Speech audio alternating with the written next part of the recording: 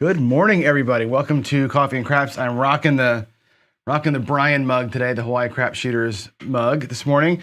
It's funny, my wife actually carved out a whole part of my shelf in the kitchen for my coffee mugs because I've got my Coffee and Craps mug. Of course, that's mine. I got Ken's, I got Brian's, I've got one from my other company, and I have a feeling other folks are going to make mugs too at some point. All these guys getting to 1,000 subscribers are crushing it, and I've got so much craps merch in my house. I got like a whole drawer, literally a whole drawer in my room of my. I told her when we do laundry, it's like my long sleeve shirts go here, and all my crap shirts go in this top drawer because, again, I've got about 10 of them now. I got the big AZ one that I wear sometimes. I got the 555. I got the square pair of my own.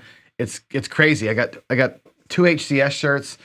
It's awesome, right? So like it's cool because when I go to Vegas now, I get to wear somebody else's shirt every single day. It's going to be pretty awesome to rock all that stuff. All right, let's go into our announcements here.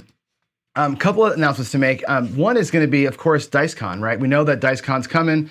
I've been kind of pounding this drum for a month or two now. It's coming close, actually. It's coming up. It's like really within a couple of months now. So get registered at Jeremy's place at colorup.club and get that done.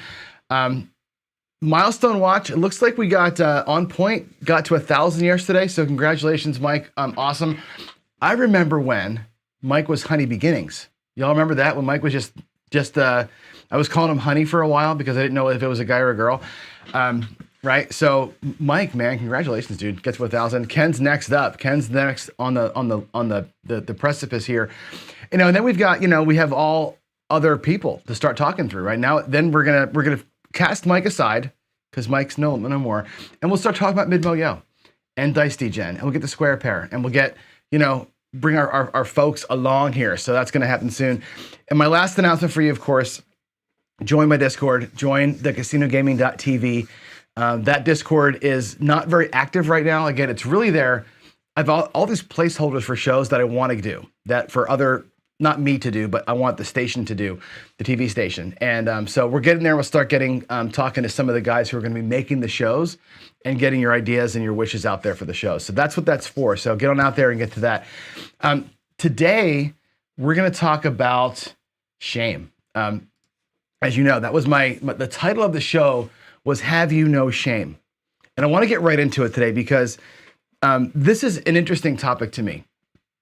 And it came up for a couple of reasons. One is I just wanted to talk about it. Two is, Ken's been doing this whole series, this whole mental series of like, what kind of player are you? What persona do you fit? I guess he's working through this thing. And I'm certainly no psychologist, and you'll find that out. I'm not a psychologist or a preacher by any means. But I've got some things that I like to think about. And this is one of them. And I don't want to jump on Ken's toes and talk about mental stuff that he's getting into. But this came up for me the other night. And I was watching Jeremy's rollout of one of Vince's strategies. And it's funny, like, we're all buds, right? I mean, I love Jeremy and Mike and Ken, and we're all good friends. Vince, you too. And Vince does great stuff. Vince is a great thinker. And you start thinking about, well, shit, do I measure up? Am I good enough?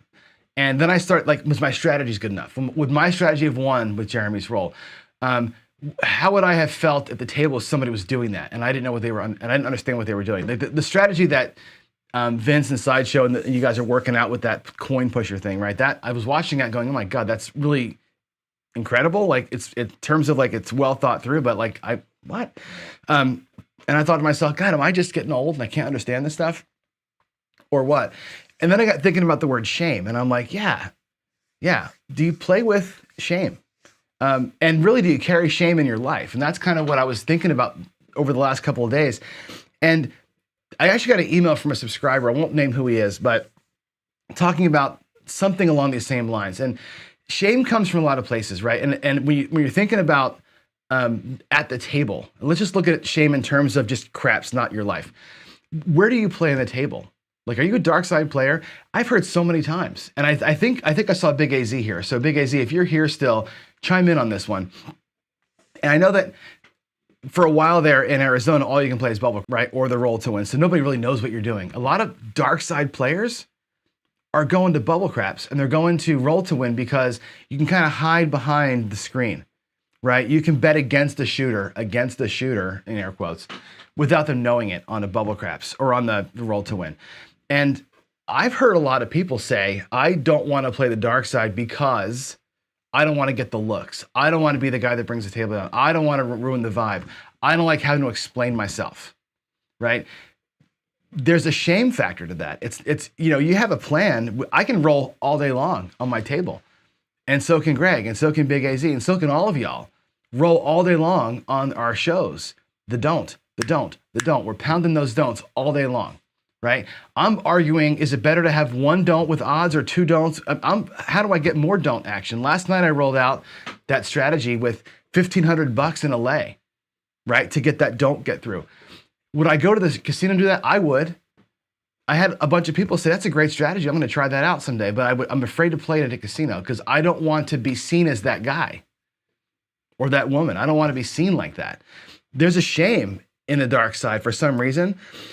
There's a shame that I've heard people talk about in playing only the 6 and 8 because they feel like they're a newbie. They feel like they're a rookie and they don't want to be seen as a toddler at the table because they're playing the two obvious numbers. Well, guess what? The 6, 7, and 8 are the ones that win most of the time. They're the ones that come most of the time. Why are we ashamed of playing the things that we think are going to win? It's our money. We're trying to win more money. Isn't that interesting? So think about that. Where you play, you might feel shame. And I'm going to tell you right now, you have permission not to feel shame for sure. Here's Big AZ. He says, yeah, disguising the bets makes the tension much less. Used to play in the morning when the table was empty and don't want to squeeze into a table to play the don't. That's an interesting thing. And I hear you there. I don't want to muscle in either. I don't like muscling anyway. I don't like people touching me. Actually, I do. I'm kind of a hugger. But I don't want to be muscling in and playing the don't and be like, screw you to the whole table, right? We don't want to do that. But there's shame in that. And it's interesting how we kind of do one of these and you're kind of hiding your head and you're getting in there and like, yeah, I'm just going to go ahead and do my don't and leave me alone. That's interesting mentality. It's your money that you're trying to win. There's shame in how much you play, right? I'll be the first one to come out here and say this, right? We talk about this all the time. Talk about me going to the casino often because I go to the casino enough. I have one super close. It's a $5 table. I'll roll up there with $200 all the time. Looking to win $50, right? And there are guys at the table that have got, that much money on a number that they've pressed up to. And I'm happy to play my $5, $10, $6 here, $8 there, whatever. And I'm usually trying strategies out or I'm just out there with whatever I have left over from the month, just trying to build up a little bit of stroke. And I used to really feel bad about that. Like, God, here I am. I'm 53 years old. I got money in the bank, but I'm going to buy them for $200. I'm going to try and win 50.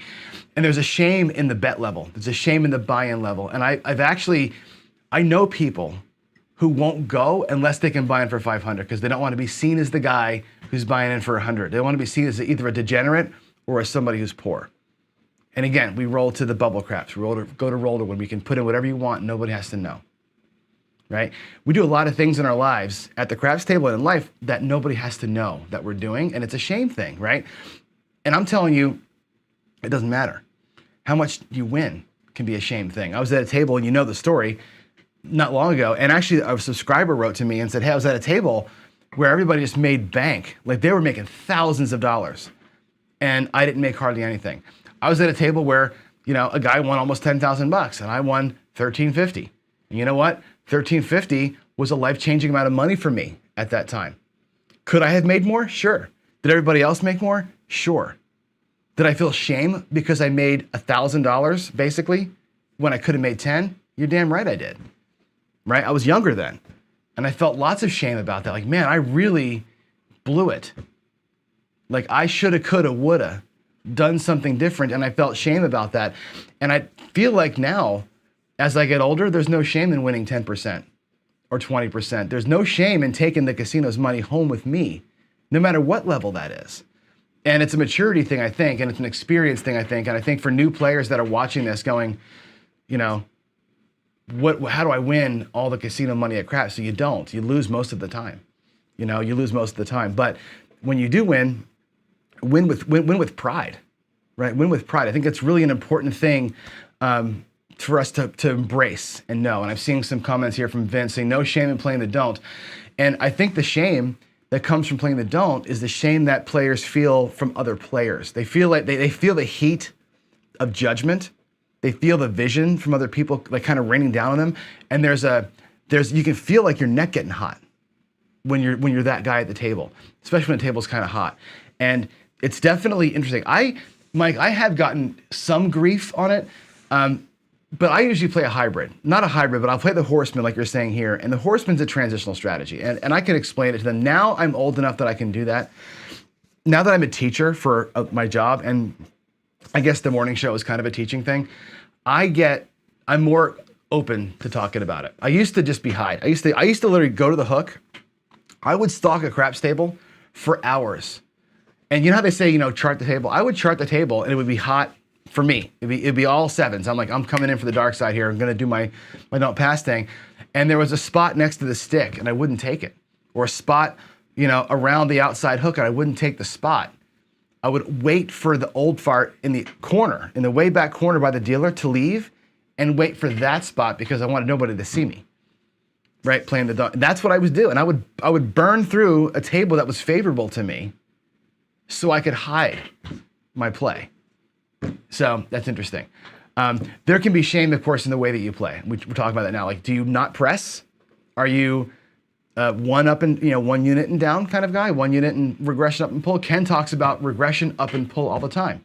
Go out for 18, regress to 12, and then go 18, 24, 30, 36, 42 every time. Nothing wrong with that, right? When the guy next to you is doing full press, and he's at 300 on the 6 and you're at 42, is there shame in that when you're side by side with somebody doing that, right? Are you the guy that's always pressing? And are you feeling shame when everybody else won money and you got your ass kicked on that same roll, right? Or do you feel shame if you're a come better with all the place bettors giving you a bunch of grief? Or the other way around, if you're a place better with a come better next to you who's judging you because you can't add and can't do basic math. And they're on you about that. I had a guy at the table one time, I was playing the horseman, and I was playing the come ladder, and I wasn't taking odds. And the guy's like, did you ever learn how to play this game? I'm like, what are you talking about? He's like, you're not taking odds. I'm like, I don't want to take odds. My strategy is not to take odds. I'm doing this thing and, whatever. And he was on me the whole time. The guy next to us, between us, who was doing come bets with odds, lost his money twice because the table was not favorable to him. I was doing the come ladder and making a unit every 4 rolls. This guy was losing half his bankroll every 4 rolls because he was maxing odds. And, I gave him a look and whatever. And it was probably a shitty thing to do to the guy, but I gave him a bunch of grief about it because, again, at that point in my life, I was over it. I was over being guilted into doing, quote unquote, the right thing. I was on my path. And when I'm on my path, I don't feel any shame about what I'm doing. And that's, I think, what I'm getting to is I don't feel any shame when I'm on my path. So there's that. That's kind of a little story around all that. And I think what the message I want you to get is this: play it your way. Do your deal the way you're going to do your deal, and don't be shameful about the way you're doing it. So, Dr. S. Ethical Bourbons, there is no shame, but there may also be some bad decisions being made at the tables. So you got to be careful about that too. All right, let's look at a couple of things, and I want to break down a couple of roles. I'm going to break them down lightly for you, and we're going to do a deeper dive tomorrow on the one of them. So here is a role that I did last week, right? And I forget the day that it was. I went back and watched it, and I didn't log every roll because the actual dice don't matter in this one. You remember the day. I went out here and I lost my butt on the first one. I lost my I went $500 right to zero the first session. It was playing the don't. I hit every point. I was 7 on the come outs. I was awful that day. I lost everything, right? Then I came back and we won 4 in a row. We won 40%, 35%, whatever we won, right? At the end of the day, I was up about 30%. That was to simulate 5 trips to a casino. That was to simulate me going 5 times or being in Vegas and having a morning airplane. And how would it work, right? And I tell you all the time, win 20%, 80% of the time, you're going to be just fine. Here I won a little more than 20%, 4 times out of 5. 80% of the time, I won more than 20%, and I ended up ahead of the thing. On 3 of those rolls, when I went back and watched the video, I stopped betting I was like, okay, we're at our goal. We're going to stop. I'm going to reset the rack and we're going to keep on going, right? What I didn't say in the video was this is the time I'm going home, right? If I was at the casino here, I would either bets would be off. I'd come back to the rack. I'd wait for the 7, cash out and leave. In the moment here at my table, what I did was we're going to stop, reset the rack and try something different. Is there shame in leaving early when you're up like that? How many times have you seen the guy? And I've heard you all tell stories about it, right? Where the dude buys in for 500, wins 1,000, leaves with 0, or leaves with 200. You know, up 1,000, leaves at a stop loss of 20%. What a dumbass, right? Now I'm judging somebody else, right? There's no shame in leaving with money. No shame in leaving with money. There's no shame in this either. I don't mind fist pumping when I win on the don't. I don't go like this, but I'm like, you know, I'll give it one of those because I won money. I'll take money all the time. And I tell people next to me, Lauren, I'll tell them all the time, anytime any of us takes their money, it's a good thing. Doesn't matter if it's me or you who takes the casino's money, as long as somebody takes that damn money, then I'm happy. And you're right, Skill, it is the dealers. And I've said this to you all before. I made it a light of it one day, but the dealers will tell you all the time. You'll hear them, right? Shooting from the don't. I'm sure Lauren's heard this. I'm sure Greg's heard this, right? You put your money in the don't pass and you grab the dice and you go, and they'll yell it out, shooting from the don't. And my next words are always dealer bets down, because I'll put them up with me, even though I'm from the don't. I'll bet the dealers on the all tall small. I'll get them on the inside working on the come out. I do that kind of thing for the dealers when I'm playing. I'm pretty generous. If I hear shooting from the don't, their bets come down. I won't take that from dealers. I mean, I love my dealers. You know me, I'm a big tipper. I'm a huge fan of service industry. I know what it takes to do that job. I will not stand for that. So that's the thing right there. And again, that's just me being old, I guess, and you know, whatever. So I wanted to make sure that was out there. All right, let's look at another rolls. This is a case where I lost once, came out and crushed it after that, right? That happens. Jeremy the other night did this. He put a video out and he was playing Skill and Lux, or not, I forget who's on this one. Vince, correct me if I'm wrong. It's you, it's Sideshow. Is it Waylon that's doing the ROI strategy? I forget who made the ROI strategy up. I know it's a bunch of you working together. And he did this, right? And it's a martingale type strategy. And he went out, and by the way, I'm gonna talk about this strategy in depth in a day, because you made a point, Vince, in this video that I made the other day that I think is phenomenal, and I wanna make sure we talk about it. But Jeremy came out and lost on the first shooter, right? Look at that roll, 9 and a 7, okay? The don't pass guys, the headless horseman guys, we just doubled up our money, right? We're all super happy about that. Then he came out and did this. He went 5, 3, 8, 7. And again, the horseman guy made a quarter, the don't pass guy doubled his money, and Jeremy's out 168. He bought him for 500. He lost 84 in the first one, 160 on the second one, and now he's out for his entire bankroll. His next one, he goes out for everything. And we tell you all the time, right? Have enough money in your rack to lose your ass 10 times. Well, he's lost it twice. And you're waiting for the good one if you're a right side better. Well, here comes the good one. Jeremy rolls this.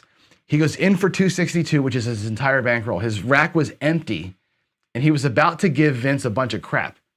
Right? He was about to talk about martingale suck and blah, blah, blah. And then he goes on a monster-ass roll like this, where he makes 1, 2, 3, 4 points he makes. The 8 comes out like 5 times. The 10 comes out like 4 times.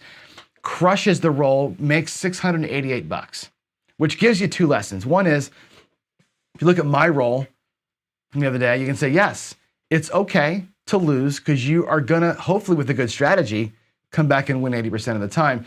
Jeremy's roll teaches us that it's okay to lose a couple of times because you have bankroll with you and a strategy designed to fight back, right? Would Jeremy have felt, well, if he's got a channel, right? He's doing it live.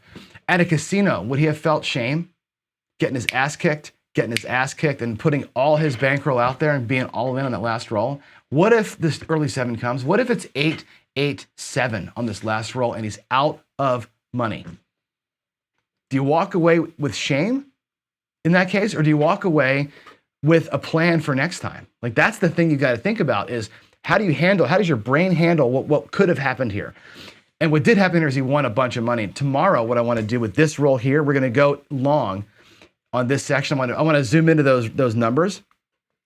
And I want to break down the roll and look at how you or I or somebody else may have played those numbers, because looking at that roll there, a come better versus a place and press better would have had two totally different experiences in this roll. And I really want to take a look at how that would have worked out for us. That's going to be tomorrow's thing. And what I want you to do is this. I'm going to put these numbers, the roll counts for all three rolls, in the description of this video. I didn't do it yet. I'll do it after the show. So come back to the video later on and look in the description. I'll put Jeremy's rolls in there for you. And I want you to play the rolls. Play the rolls out like you would have played them, and then drop me an email, john@procraps.net, or leave a comment in the video, either way. And let me know your strategy, what you would have done in that same circumstance. And don't look at the rolls and say, well, knowing that he made 10s, I would have played the 4 and 10. What's your go-to strategy? How would your strategy have worked had you been on the table with that set of rolls? And that's going to be, I think, interesting for us to look at, because I want to get into different ways to play and analyze. I like to analyze rolls in hindsight and say, well, my strategy would have done this. Where's the hole? What did I miss? What could I have seen? And I like to make those calculations. But at the end of the day, if you would have won $100 on this, if you would have won $1,000 on this, if you would have won $465, Vince's strategy won $688. Remember this message, okay? And this comes with everything, right? This comes with the way you approach a table, how you play, who you're hiding from, who you're showing yourself to, who you're talking about, how much money you're winning, how much money you're betting, how much money you bought in for. Comparison is the thief of joy, okay? That's an important message for us all to remember, that comparison is the thief of joy. And if we go out there with shame and look at, like, how do I compare to what else is out there? How do people see me? You can't go into life like that. And at the craps table, if you're in this mode, it's going to cost you money, because you're not going to be on your game. You're not going to be focused. You're worried about stupid shit that doesn't have anything to do with how you're playing your game. And honestly, when the goal is this is your goal. Win more often than you lose. Doesn't matter how it happens. Win more often than you lose. Let the other 9 people at that table be damned. Win more often than you lose. That's all I want you to do. And that's it. And here's a funny comment from Big AZ. I know you were betting against me. That's pretty funny. I just want you to make sure that you keep your brains right? And I think, because I've gotten a lot of emails about this recently from just random people saying, oh my God, this happened or that happened, or what do I say to when this happens? And, you know, Ken's doing a whole thing on the mental game, and I'm like, this is the perfect time to talk about it. So there it is. That's what I'm talking about today. So let's roll some dice. Let's go back to the table.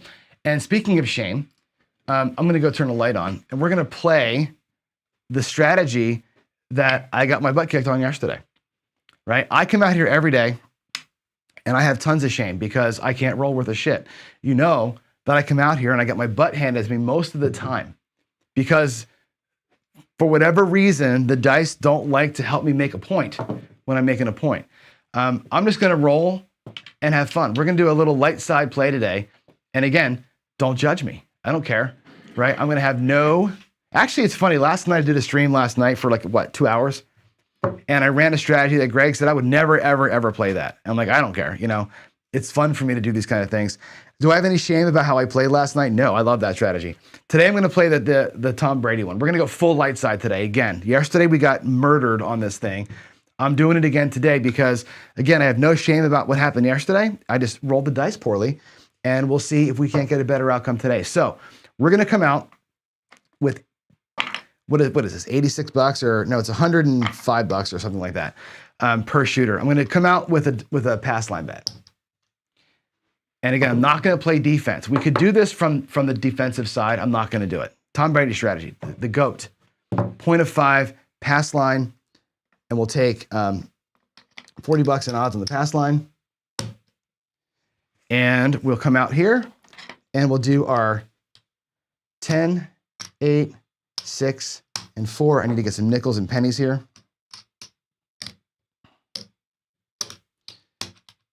We're going to do it at the $12 level, just like so. We're going to set it up with basically 64 or $54, right? We've got 12 on the 6 and 8, 10 on the 4 and 10, $5 on the hard ways. I got a $10 pass line with $40 in odds, right? We're going to come out here with basically 54, 64, 104. I got a little bit left over here in case the point was a 6. That's the strategy. We're going to roll this thing out full right side, no protection. And if I can roll some numbers, we're going to make some money. I got $1,000 here. We'll give it 2 or 3 shooters, and we'll see if we can't make this thing work. And again, it doesn't matter to me if it works or not here, right? I'm working on practicing how I'm making my moves. I'm not worried so much about looking good for the camera. Okay, shame. That's a $12 6. It's going to pay $14. I'm going to collect the first one in here. Again, in this strategy, the 6 and the 8, they're the earth movers, right? This is the ground chuck. We're going to basically collect on these things all day long. They're going to fund the rest of our play because they hit often enough. The 4 and 10 and the hard ways is what I want, right? Especially the hard ways. That's going to be our home run strategy or our touchdown if we can get it. There's a 7, of course, right? We're going to lose immediately out of the gate. It's got to be okay, right? We're not going to hit it every single time. I don't expect to. But again, like Jeremy's strategy, you're going to lose once, you're going to lose twice, you're going to lose 3 times. But if the 7th or 8th shooter is quote unquote the one, then we'll be okay. We're going to come out with $100. I'm going to break this down into basically all reds. Yeah, we'll do all reds because I have some whites in the box. There's my 100. Let's get set up. I'll preset the bets just to save some time.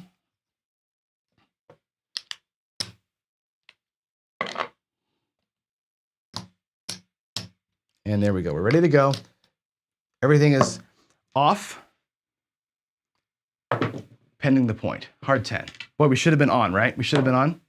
I always debate this, right? I always debate being on all the time. I like to let the 7 breathe, especially when I've got a pass line bet out here, but you know, it is what it is. We blew a chance here to earn some money. On the 4, we'll just take double odds back there, or the 10 rather. Let's get some numbers to hit, shall we? There's a 4, the easy 4, 314. So we'll lose our hard 4, but the easy 4 is going to pay $9. I'm sorry, my bad, that should be $10 out there. That should pay 18. That'll pay us $18. And what we'll do, replace our hard 4. I'm going to press both the 4 and 10 to 15. We're going to collect $3. We're going to try and work these things up a little bit here.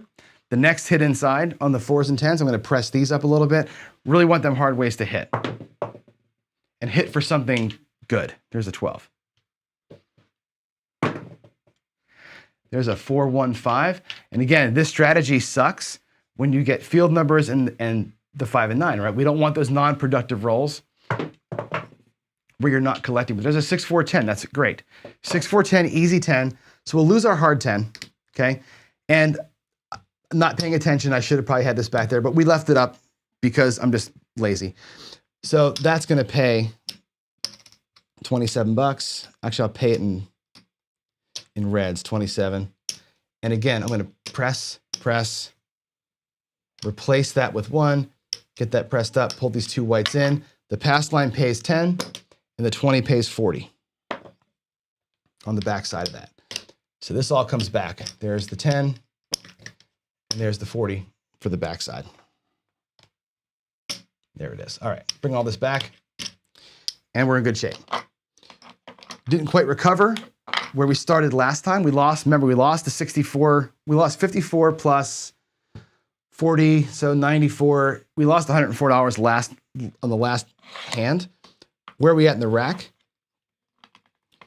We're at 50, 75, 105. That's what we lost last time. We're basically back from getting beat, but we still have our current spread out here. So we're not anywhere yet. We're just even at this point. That rolled. That was at 8. It was a 5, 3, 8. That rolled when I picked it up off the wall. Our point's going to be 8. This time I'll do the right thing and take this down like I should have the last time. And we're going to go with full odds. I'm going to go 50 in odds back behind the line. And there we go. We're set back up for everything else. Now we got our 4s and 10s bumped up a little bit. Now we start collecting on these things. I got them where I want them, 20 and 10. I'm going to start collecting now. Let's start getting some money here. Ooh, yeah, hard 4. That's where it's at right there. So 20 is going to pay 40 over here. And 10 here is going to pay 70. That's a good win. That's the idea, right? 70 there, 40 here. We're going to go ahead and get these to a quarter each and bring back 30. These over here, I'm going to make them look like 15 each and bring back 60. So to our rack we go. And we're doing really, really solidly. I'll put the whites over here. Everything is where I want it. The 4s and 10s are never going to go higher than this. I'm going to leave them at a quarter. I'm leaving those at 15. That's the exact level that I want to be at. All right, this is going to pay me 50. We're going to lose 15.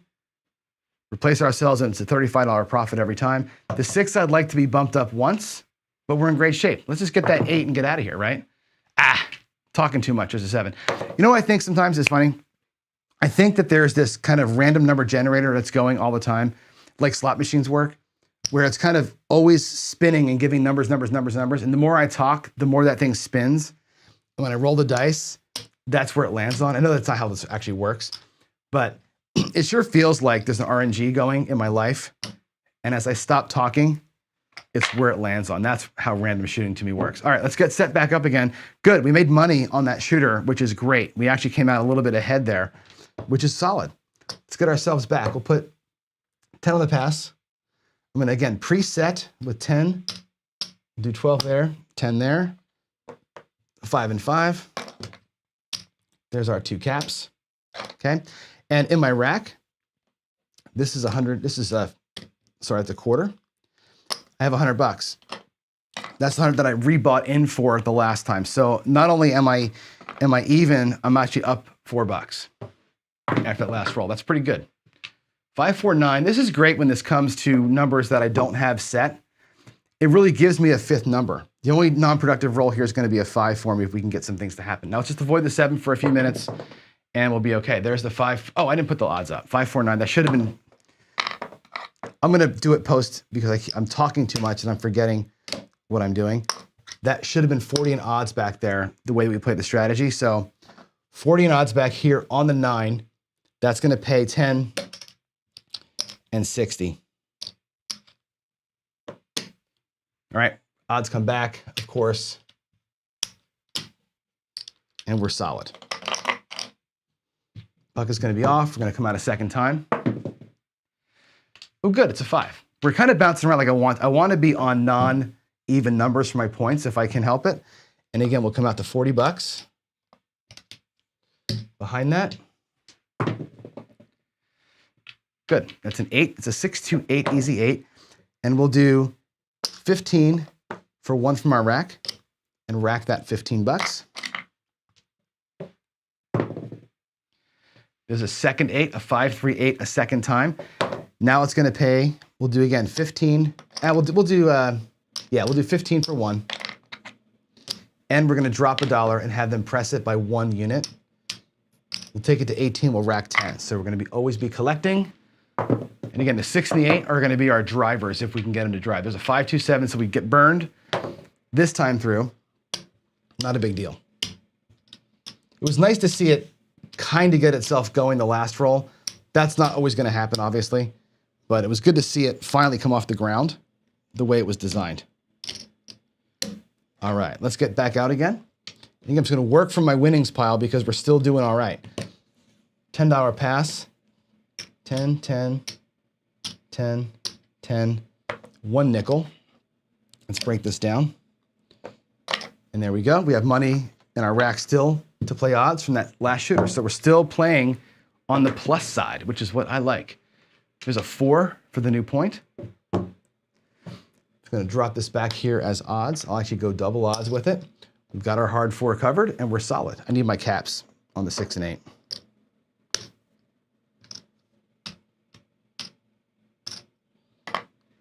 All right, put the 1s over here. That goes to the bank. Let's play. 5-2-7, there it is. So what's happening here? You know what's happening here. The worm is turning, and it's time to get out from this table, right? That's 3 in a row, or 3 out of 4 were horrible, right? Time to play this from the don't. right, and hedge the thing out. Let's try that real quick. I'm not gonna change the entire way that I play this thing, but I am gonna change my approach to the same strategy. I'm gonna get my 100, we're gonna go ahead and get some reds. Reds for that we're gonna need to come out.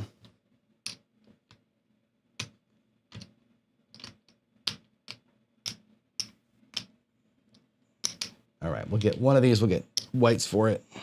All right, cashed in 100. This time we're gonna go from the don't, and I'll probably take odds, whatever the point comes out to be. Again, 10, 10, 10, 5, 5, 10. We'll cap the 6 and the 8. And we'll come through with a don't pass bet this time. Put this in the bank. Of course, it goes to the 8, but that's okay, right? We're trending this way anyway. I'm gonna take this 12 bucks back to the rack.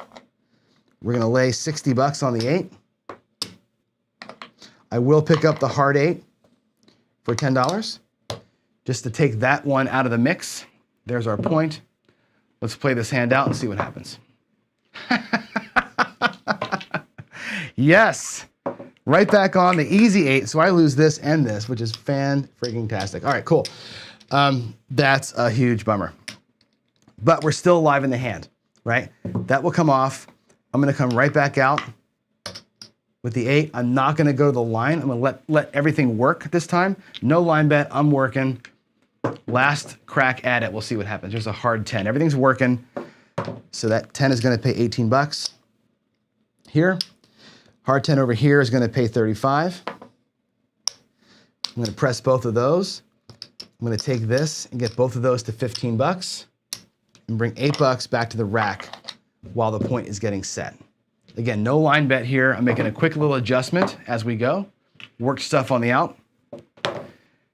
Now I'm gonna start transitioning. So I'm gonna do this. I'm gonna go 8, we'll pay 15 for 1. I'm gonna put $10 into the don't. I'm gonna start working this side of it as we go. I just don't feel like I trust what's happening here. This is gonna be a 639. Again, as we get paid, what's that quarter from?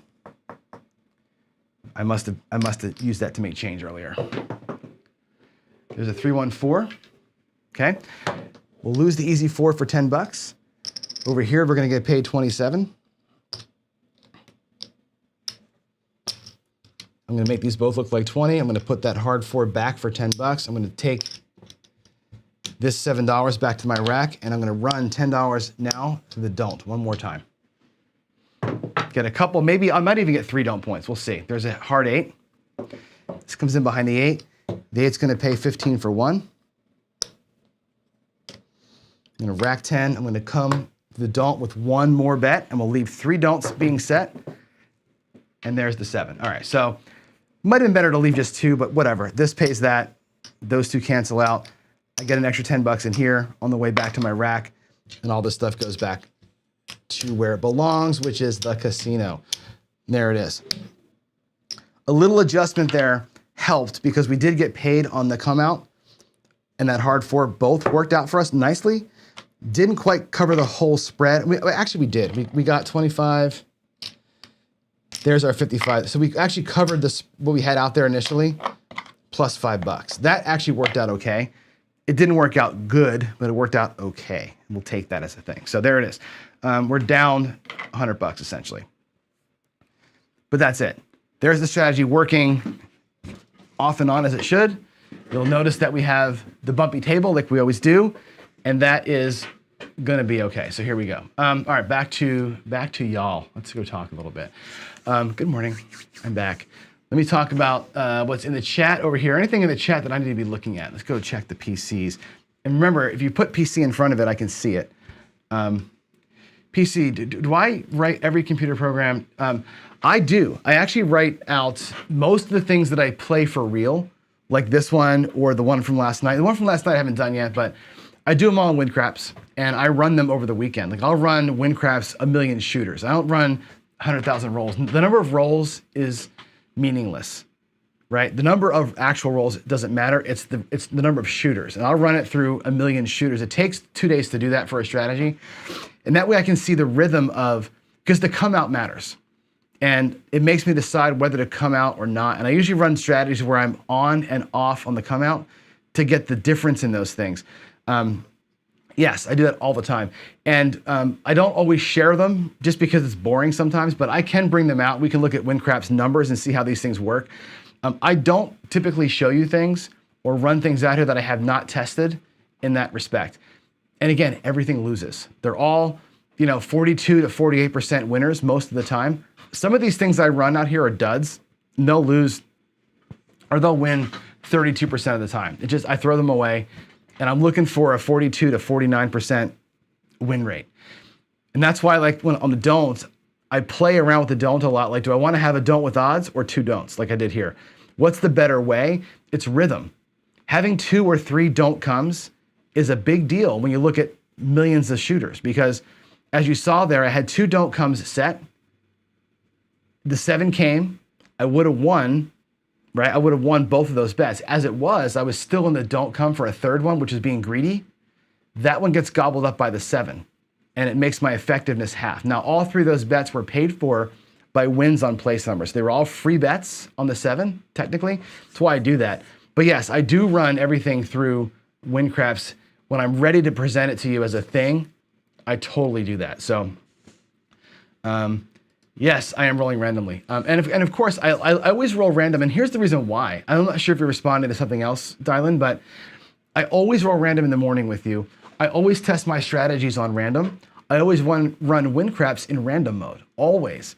Because if a strategy works against the purity of randomness, against the actual curve that we're supposed to see, then if a controlled shooter happens to be there, or it's me, and you're rolling better than random, even by 1 or 2 ticks, just give me 1-5 instead of 1-7. If you're just doing that over the course of time, the strategy that works on the right side against pure random will work a little bit better with a good shooter. That's it, right? I'm not looking for a home run from a controlled shooter. I'm looking for a little bit better. I'll take 1 extra collect. And that's what it comes down to, right? An SRR of 6 or an SRR of 8 is 1, maybe 2 extra collections on a roll. That's all that it is. It means that you got an extra 12 and an extra 6 instead of a 7. That's the only difference. Controlled shooting, we don't think we're going to get 30 rolls every time. You're looking to get 8 or 9 consistently. That's the big difference. So there's that. Let me look for questions, filtering for questions, and make sure I haven't missed anything. It looks like no, I have not missed anything in the questions and answers. Good. We still have 35 folks here, which means I didn't bore you to death with my earlier speech on shame. So hopefully that resonated and did some. Hopefully it made sense anyway. Let's see. I'm looking here at chat. On point is saying the style of play is what brings excitement. I'm content taking a small ones in the dark side. Yeah. Okay.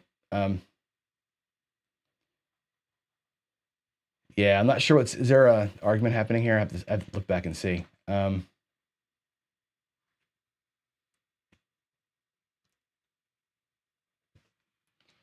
It's hard to go back here and see what's happening in the old chats. I know it looks like somebody had some differences out there, but as noted, keep it light. Keep it light if we can out here.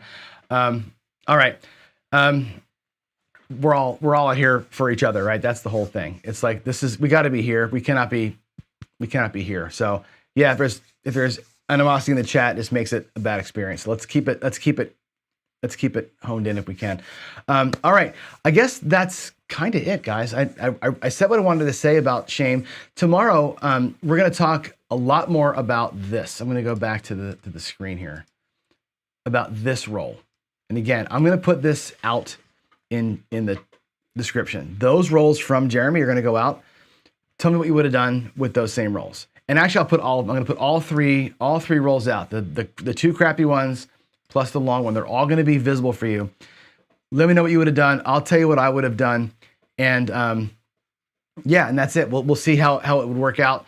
And I really want to, like I said, I know I said comparison is the thief of joy. I want to compare different ways of playing because I think it's good to see a decent roll and do a comparison of what works. Where's the holes in the way that we're looking at things and that kind of thing. So that's what we're looking at. So, all right.